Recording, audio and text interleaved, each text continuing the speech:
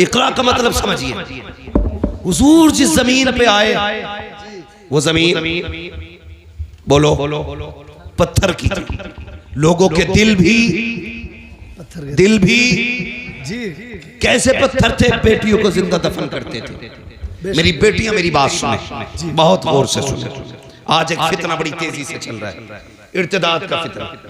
बेटियां धर्म छोड़ रही हैं और इश्क के तूफान में अंधी होकर के ना जाने किस किस के गले पड़ जा रही है। फिर कुछ दिन के बाद रोडों पे पड़ी मिलती है, कभी बैग में मिल रही है, कभी कटी ट्रेन में मिल रही है, कहीं नालियों में मिल रही है, कहीं लाशें जला दी जाती है, कहीं मोमबत्ती में पैक कर दी जाती है।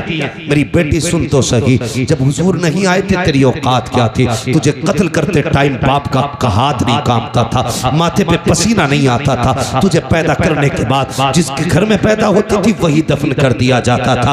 आज दुनिया तालीम तालीम गाती है, जिसकी तालीम के चर्चे हैं। अगर उस मुल्क की बात की जाए तो उस मुल्क की बर्तानिया की अपनी हकीकत ये थी कि किसी कमजोर को जीने का अधिकार नहीं था। अगर कोई बच्चा कमजोर पैदा होता तो गवर्नमेंट का हुक्म ये था कि सगी माँ बच्चे को लेकर के जाती, पहाड़ से नीचे फेंक दिया करती थी। बच्चा मर जाया करता था, मजबूत बच्चा होता तो उस बच्चे को जीने का अधिकार था। सोच तो सकी, न बेटी जिंदा रह सकती थी न कमजोर जिंदा रह सकता था। इसी बर्तानिया की तारीख है। एक माँ को खुदा ने बेटे से नवाजा, जब उसकी गोद में बच्चा आया, बड़ा कमजोर बच्चा था। हुकूमत का पैगाम आ गया कि बच्चा जिंदा नहीं रह सकता, अगर कमजोर रहेगा मुल्क की कमजोरी का सबब बनेगा। चाय से जाकर के पहाड़ से फेंक दे। माँ होती है यार, अगर काना बेटा हो तब भी माँ के लिए चांद होता है, काला बेटा हो माँ के लिए सूरज होता है, अपाहिज बेटा हो माँ के जिगर का टुकड़ा होता है। माँ को औलाद बड़ी प्यारी होती है। हुक्म आया है हुकूमत का, बेटे को पहाड़ से जाके फेंको। माँ ने बेटे को सीने से लगाया, पहाड़ की चोटी पर गई, जाके नीचे को झांक के देखा,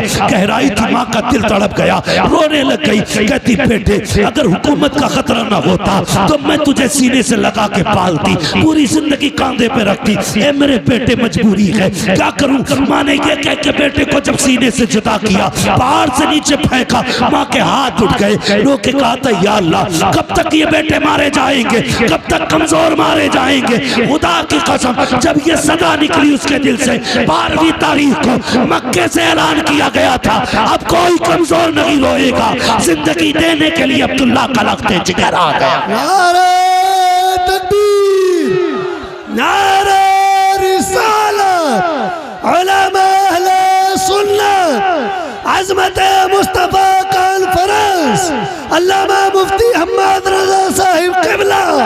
नारे तकबीर, सरज़मीने सीलपुर, नौजवान आले सीलपुर। बहुत खूब हज़रत, वाह वाह वाह। तवज्जो है, कोई औकात नहीं थी, सिर्फ मुसलमानों पे नहीं पूरी इंसानियत पे कर्म किया है मेरे नबी ने। ये जो डिबेट में बैठ करके ना पीला जुब्बा पहन के बकवास करते, सामने आ कसम खुदा की हुजूर की सीरत पर यही कहता उठेगा मैं मुजरिम हूँ आका मुझे साथ ले लो, कि रास्ते में है जा बजा थाने। खुदा की कसम हमारा नबी वो है जिसने सर झुकाना नहीं सिखाया, जिसने सर उठाना सिखाया। सर उठाना सिखाया है। कमजोरों को जिंदगी हुजूर की वजह से मिली। ये बर्तानिया की तारीख है।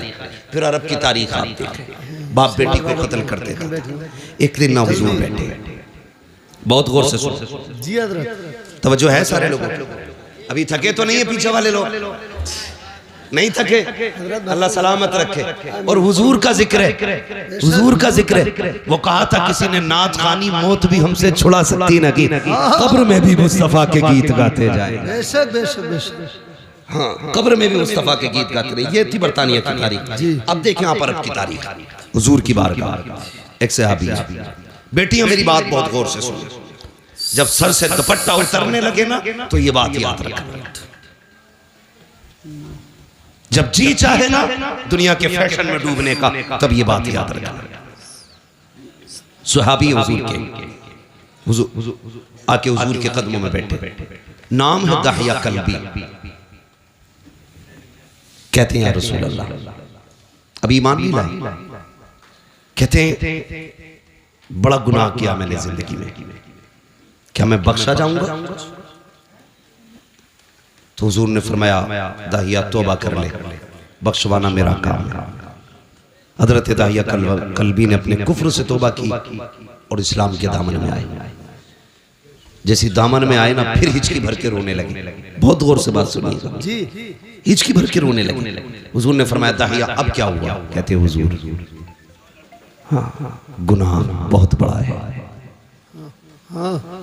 लगता नहीं बख्शा जाऊंगा। जिब्रील आ गया, महबूब दाहिया कल्बी से कह दो अगर इसने तौबा कर ली ना तो अल्लाह पिछले सारे माफ कर देगा। तो हुजूर फरमाने लगे दाहिया, अल्लाह कहता है जिसने पिछले से तौबा कर ली मैं आइंदा उसको नहीं दिखाऊंगा। कहते हुजूर गुनाह बहुत बड़ा है। हुजूर ने फरमाया बताओ क्या गुनाह? कहते हुजूर मैंने ना अपने कबीले की 70 बच्चियों को जिंदा दरगोर किया था। कितनी? 70। जोर से कितनी? यहीं रुक के एक बात कहूं, पहले जिंदा दफन किया जाता था पैदा होने के बाद। पहले बेटियां पैदा होने के बाद मारी जाती थी, आज बेटियां पैदा होने से पहले मार दी जाती हैं।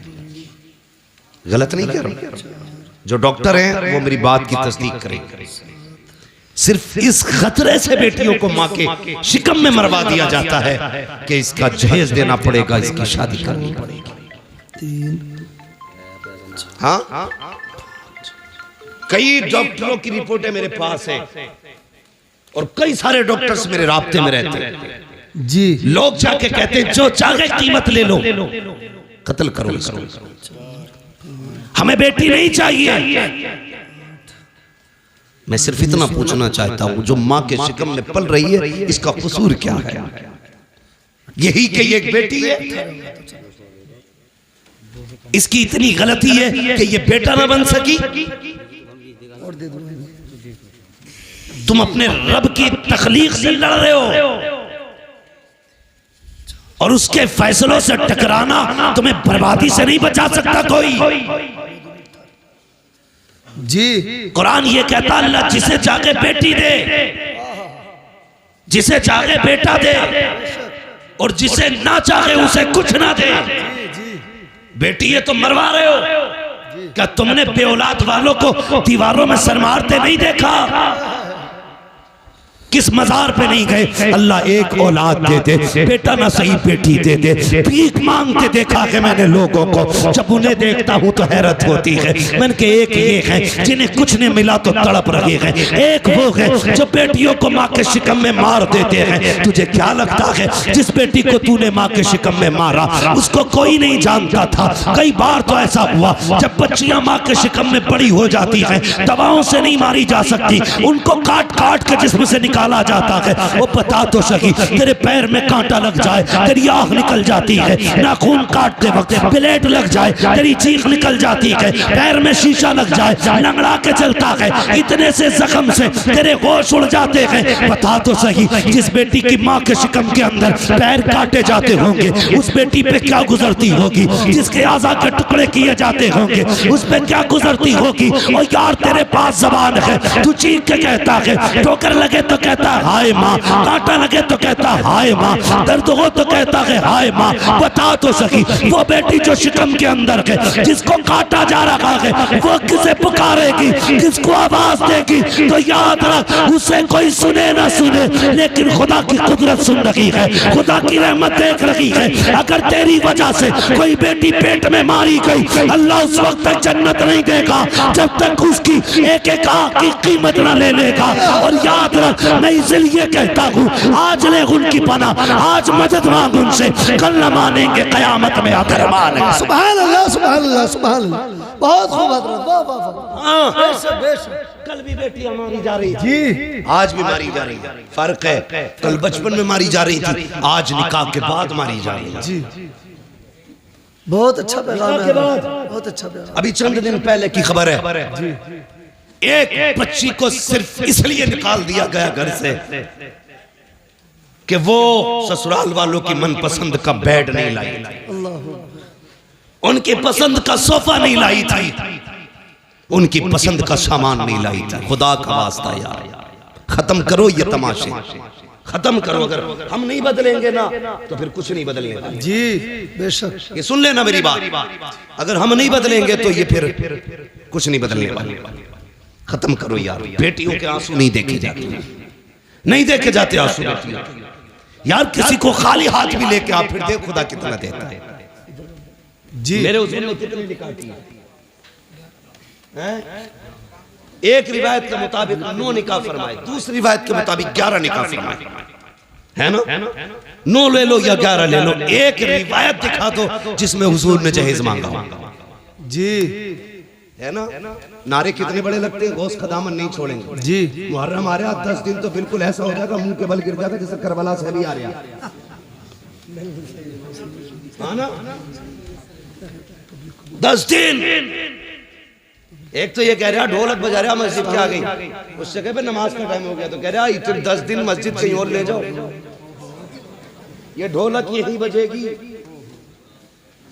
ये है हमारी हकीकत भाई, सच है हम उनके नाम पे जिंदा हैं। ये भी सच है कि उन्हीं के नाम पे बख्शे जाए, लेकिन इतनी सच्चाई और बना जो किरदार उनका था वो किरदार अपना बनना है ना?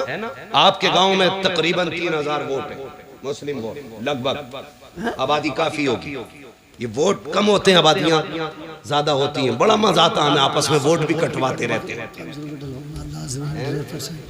आपस में ही काटते रहते हैं, अपने लोगों को लिस्ट से बाहर करते रहते हैं। कल एनआरसी होगा फिर क्या होगा?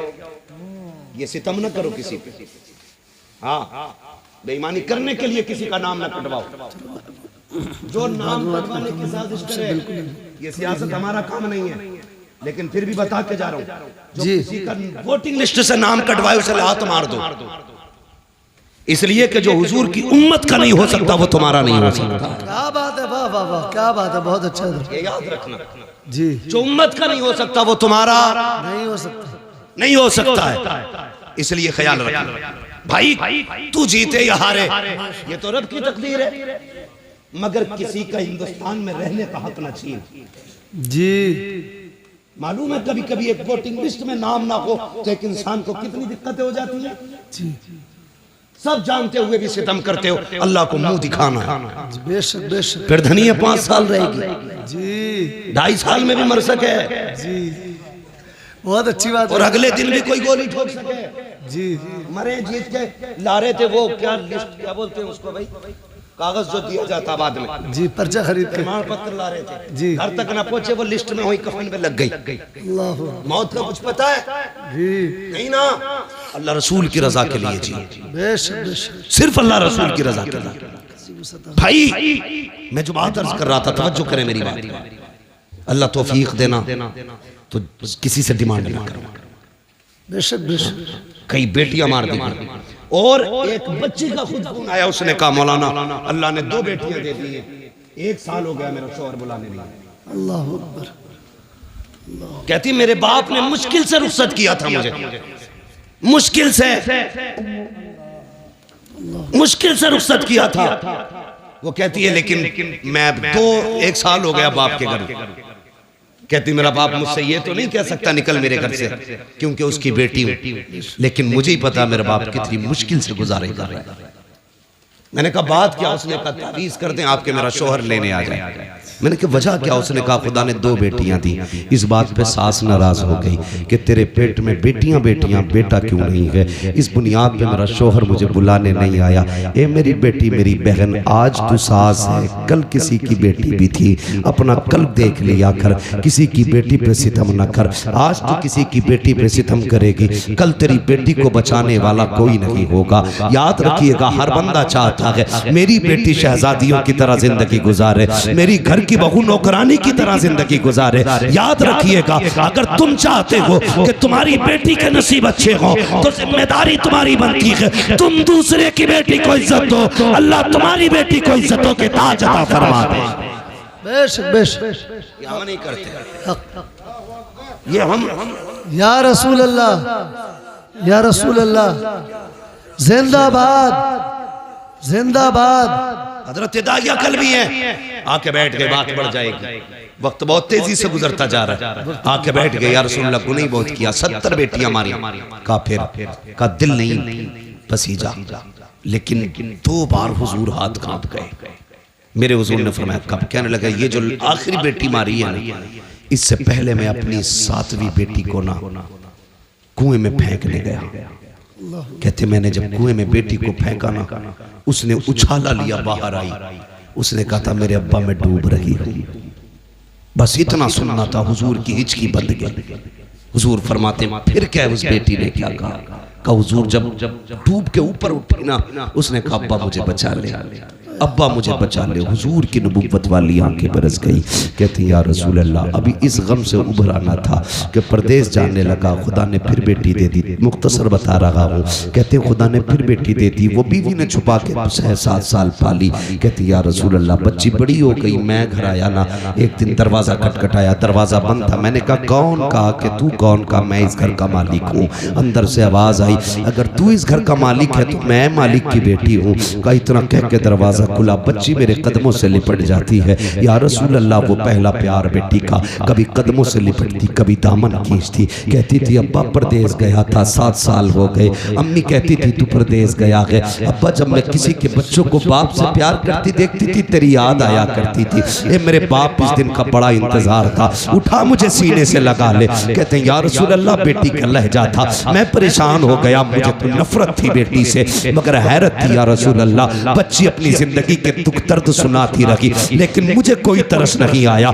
इतना सुना, नबुव्वत वाली आंखें बरसती जा रही हैं। हजरत उमर को जलाल आ गया। कहते दाहिया जबान बंद कर, देखता नहीं हुजूर किस दर्द के साथ रो रहे हैं। आका ने फरमाया उमर चुप हो जा। दाहिया बता फिर क्या किया उस बेटी के साथ? कहते या रसूल अल्लाह, मैंने बच्ची को धक्का दिया, अपने बिस्तर पे लेट गया। या रसूल अल्लाह, जब रात आई है, मेरी बच्ची मेरे पैर दबाने बैठ जाती है, रात को चादर उड़ाती है। सुबह को या रसूल अल्लाह सवेरे आई, मेरे चेहरे से कपड़ा हटाया, मेरे माथे को बेटी ने चूमा के कहती अब्बा उठ जा, सवेरा हो गया है। यार जो बेटी वाले हैं वो एहसास करेंगे, तुम परदेश से वापस आते हो, सब सो जाते हैं, बेटियां जागती रहती हैं। अगर तुम रात को आते हो, कहती अब्बा ठहर जा, गर्म रोटी बना देती हूँ। अगर बेटी कितनी गरीब क्यों ना हो, बाप परदेश से आता है, बेटियां चूल्हे जला दिया करती हैं। मेरा बाप है ठंडा खाना नहीं खिलाना है, मेरा बाप है ठंडी रोटी नहीं खिलाना है। ये बेटियों के रिश्ते बाप से होते हैं। खुदा का वास्ता कभी बेटियों को हकीर न समझना, बेटियों को कमतर न समझना। जो कुर्बानियां बेटियां दे जाती हैं वो कभी बेटे नहीं दिया करते हैं। अल्लाहु अकबर। दाहिया कल भी कहते हैं या रसूल अल्लाह, बेटी मेरे पैर दबाती है, इतना प्यार मुझसे करती थी। आका मेरे सीने में प्यार जागने लगा, इतना प्यार जागा कि मैं उससे मोहब्बत करने लग गया। अब आका कभी बेटी को कंधे पे बैठाता, कभी सीने से लगाता। एक दिन बेटी कहने लगी अब्बा मुझे कभी मेले लेके जा, कभी बाजार दिखा। कहते या रसूल अल्लाह, मेरी बेटी के इसरार थे। अल्लाह अकबर। कहते एक दिन मार्केट में था, बाजार में था, किसी ने कहा दाहिया, कहा जी। कहा ठहर तो सही, कितना बड़ा चालाक है तू, अपनी बेटी को बचा के हमारी बेटियां कत्ल करके कितने सुकून से जी रहा है। अल्लाह अकबर। कहते हैं जब हुजूर इतना ताना दिया ना, मैं बर्दाश्त न कर सका, घर आया, शाम का इंतजार करने लगा। जब रात आई ना, मेरी बेटी अपनी माँ के आंचल तले सोई थी। मैंने रात को उठ के आहिस्ता से आंचल उठाया, जैसी माँ की गोद से बेटी को हटाया, वो कुछ कहना चाहती थी, मैंने उसके मुंह पे हाथ रख दिया। या रसूल अल्लाह, मैंने उसे बोलने न दिया, इसी हालत में बस्ती के बाहर लाया। बच्ची कहने लगी अब्बा किधर जा रहा है? मैंने कहा बेटी दावत में जाना है। बच्ची साथ चल रही है। या रसूल अल्लाह, मैं नंगे पैर था, पत्थर पैर में लगा, खून बहने लगा। बेटी ने कहा बाबा तेरे पैर से खून बह रहा है। मैंने कहा बेटी कोई बात नहीं। उसने कहा बाबा जिस रोटी के लिए बाप के पैर का खून बहाना पड़े, हमें वो रोटी नहीं चाहिए, बाबा लौट चलो। कहा लेकिन आका मेरे सिर पे जुनून सवार था, मैं नहीं पलटा, आगे बढ़ा। जंगल आ गया, सूरज निकल आया, रेतीली वादी थी, मैंने मिट्टी हटाई। बेटी कहने लगी अब्बा क्या कर रहे हो? कहा बेटी खेलना है। मेरी बेटी भी साथ लग गई, वो मिट्टी हटाती जाती, मैं भी मिट्टी हटाता। कहते या रसूल अल्लाह, आज भी वो कयामत भरे उसके लम्हे याद आते हैं। कौन से दाहिया? आका जब माथे पे पसीना आया अपने दुपट्टे से उसने मेरा पसीना साफ किया। या रसूल अल्लाह, बेटी नहीं जानती थी यह खिलौना नहीं है, मेरी मौत का खड़ा खुद रहा है। बेटी को ख्याल तक ना था मुझे इसी में दफन किया जाएगा। या रसूल अल्लाह, गड्ढा खुद के तैयार हुआ। मैंने बच्ची को करीब बुलाया, बच्ची आके मेरे चेहरे को देखने लगी। अब बाप क्या करेगा? कब मैंने बेटी को धक्का दिया, बेटी गड्ढे के अंदर गई। कहते बेटी मुझे देख के मुस्कुराती रही, वो सोच रही थी ये खेल रहा है, लेकिन या रसूल अल्लाह मैं खेल नहीं रहा था। मैंने मिट्टी डालना शुरू की, बेटी मुस्कुराती रही। या रसूल अल्लाह, मिट्टी पड़ते पड़ते सीने तक आ जाती है। इतना जुमला कहा दगिया कल्बी की जबान कांप जाती है, होठ बंद हो जाते हैं। आका कहते दगिया फिर क्या किया? कहते आका हिम्मत नहीं हो रही है, कैसे बताऊं? कहते बता ना फिर क्या किया? कहते आका जब सीने तक मिट्टी आ गई बच्ची का दम घुटने लगा। कहती है अब्बा अब बस हाथ रोक ले, मिट्टी ना डाल, अब सांस नहीं आ रहा है, दम घुटने लगा है। आका जब बच्ची ने इतना कहा मैंने हाथ नहीं रोके, बच्ची के मिट्टी गले तक आ गई। बच्ची को ये लगा कि मैं उसको बचाऊंगा नहीं, हाथ नहीं रोकूंगा। उसने कहा अच्छा एक बात बता बाबा, मुझे मारना चाहता है, कत्ल करना चाहता है। बच्ची ने कहा था ए मेरे बाप, मुझे कोई शिकवा नहीं है, कोई शिकायत नहीं है, बस इतना बता दे अब्बा मुझे कत्ल क्यों करना चाहता है? क्या तुझे मेरी सूरत अच्छी नहीं लगी, या मेरी आदत अच्छी नहीं लगी, या तुझे लगता है मैं तुझ पे बोझ बन जाऊंगी? ए मेरे बाप, तुझे लगता है मैं खिलौने मांगूंगी? अगर तुझे ये लगता है मैं तेरे ऊपर बोझ बनूंगी तो मेरे बाप तेरी बेटी वादा करती है यहाँ से निकाल ले, मुझे मौत ना दे, मुझे निकाल के छोड़ दे, मैं किसी गरीब के छप्पर में गुजारा कर लूंगी, कभी तेरे सामने नहीं आऊंगी। ए मेरे बाप, अगर तुझे मेरी सूरत अच्छी नहीं लगी तो मेरे बाप मुझे निकाल दे, कभी तेरी नजरों के सामने नहीं आऊंगी। ए मेरे बाप, अगर तुझे लगता है मैं तुझसे रोटी का सवाल करूंगी, सारी जिंदगी फाके से काट दूंगी, लेकिन रोटी नहीं मांगूंगी। ए मेरे बाप मुझे निकाल ले। जब बोलते हैं मैंने नहीं रोका हाथ, उसने कहा था अब्बा अगर कत्ल ही करना चाहता है तो बस इतना बता तेरी बेटी का कसूर क्या है, मेरी खता क्या है? कहते आका उसने इतने जुमले कहे, मैंने मिट्टी डालना शुरू की, बच्ची ने हाथ उठा दिए, आसमान की तरफ निगाह गई थी, होठ हिलने लगे। मैं सोचने लगा ये क्या कह रही है, कहीं बददुआ तो नहीं कर रही है? कहते मैंने कान करीब किए तो वो कह रही थी ए मेरे मालिक बता तो सही, हमने सुना कि कोई तेरा महबूब आएगा, वो आएगा तो बेटियों को जिंदगी मिलेगी। ए मेरे परवरदिगार, अगर बेटियों को जीने का अधिकार नहीं है तो जिंदगी क्यों दे रहा है? और अगर जिंदगी दे रहा है तो बता बचाने वाला कब आएगा? आका कहते हैं उसी बच्ची की सदा पर लब्बैक कहते हुए 12वीं तारीख को अब्दुल्ला के आंगन में जो ऐलान किया गया था वो कोई और नहीं था बल्कि मुहम्मद रसूलुल्लाह का ऐलान। नारा